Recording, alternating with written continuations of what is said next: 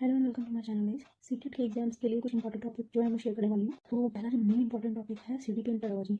अगर आपको CTET clear करना है तो सीडीपी आपको बहुत अच्छी तरीके से आनी चाहिए। इसका जो कॉन्सेप्ट है वो बहुत अच्छे से क्लियर होना चाहिए। सीडीपी के मेन पिलर्स जो माने जाते हैं वो 3 साइंटिस्ट को डिपेंड करता है। पहले हैं जीन पियाजे, सेकंड है वो वाइगोत्स्की, सॉरी अगर मैं गलत प्रोनाउंस कर रही हूँ तो, थर्ड है लॉरेंस गोल्डबर्ग। इन तीनों जन की जो थ्योरी है वो आपको बहुत अच्छे से क्लियर करनी है। इनके कॉन्सेप्ट क्या है वो आपको आनी चाहिए। सेकंड है इंक्लूसिव एजुकेशन, समावेशी शिक्षा क्या होती है इसके बारे में आपको पढ़ना है। एंड एजुकेशन पॉलिसी, शिक्षा नीति, इसके बारे में आपको पढ़ना है। अब करते हैं लंच पेपर की बात। तो सॉल्व करो ना, तो 2 इंपॉर्टेंट टॉपिक हैं जिन्हें आपको ध्यान में रखना है। पहला तो आपका जो आंसर है वो बिल्कुल टीचर के जैसा होना चाहिए, स्टूडेंट के जैसा नहीं। एंड सेकंड जो आंसर देने का तरीका है वो हमेशा चाइल्ड फ्रेंडली होना चाहिए, ग्रामर फ्रेंडली नहीं, क्योंकि सीटेट को हमेशा चाइल्ड फ्रेंडली टीचर की आवश्यकता होती है। पैसेज जब भी सॉल्व करो तो आपको देखना है कि पहले आपको पैसेज का ऑप्शन नहीं देखना है। सबसे पहले आपको अच्छे से पैसेज पढ़ना है, उसके बाद उसका ऑप्शन देखना है, क्योंकि तभी आप उसका आंसर दे पाओगे। अगर आपने पहले ऑप्शन देखा ना तो आप 100% पॉसिबिलिटी की क्वेश्चन गलत हो जाए। तो पैसेज अच्छे से पढ़ो, फिर उसके बाद ऑप्शन देखो। और ऑप्शन सेलेक्ट करते वक्त ये ध्यान में रखो, ऑप्शन में आपको दिखे कि ये लर्निंग को सपोर्ट कर रहा है ये ऑप्शन, तो वहाँ पे वो हमेशा सही होगा। ऐसे आपको मार्क करना है।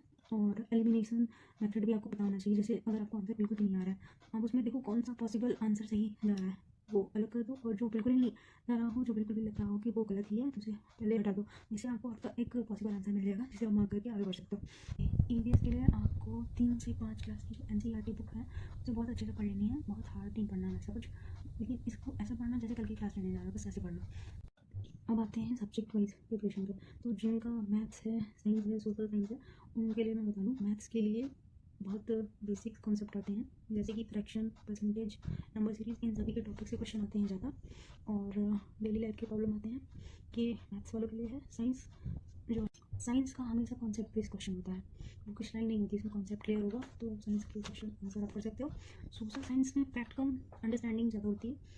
इसमें फैक्ट्स बहुत कम ही पूछे जाते हैं। अंडरस्टैंडिंग देखते हैं कि आप बच्चे को कैसे समझाओगे, कि कितना फास्ट सॉल्व कर रहे हो, ऐसा मतलब मेथड है सब्जेक्ट वाइज क्वेश्चन आंसर की।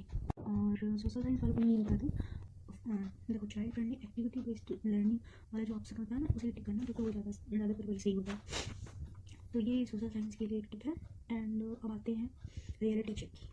ये कॉन्सेप्ट क्लियर करने के बाद आपको पीवाईक्यू लगाना है ना। पीवाईक्यू सीटेट क्लियर नहीं हो सकता, तो पीवाईक्यू के क्वेश्चन हमेशा रिपीट होते हैं। सीटेट में एक पैटर्न है, हमेशा क्वेश्चन रिपीट होता है। चाहे क्वेश्चन रिपीट हो, चाहे आइडिया रिपीट हो, पूछने का तरीका रिपीट हो, लेकिन रिपीट जरूर होता है। इसलिए आपको प्रीवियस ईयर के क्वेश्चन लगाने ही लगाने हैं। आपने प्रीवियस ईयर के क्वेश्चन अगर लगा लिए 4 to 5 ईयर्स के, तो समझ लो सीटेट आपका आधा तो क्लियर हो गया है, 80% सीटेट क्लियर हो गया। और एक इम्पॉर्टेंट बात, मैं क्यों लगाते वक्त या क्वेश्चन आंसर देते वक्त आपको एक चीज़ देखनी है। अगर क्वेश्चन में force, road learning and punishment की बात हो रही है तो वहाँ से आपको दूर भागना है, क्योंकि वो आंसर हमेशा गलत होंगे।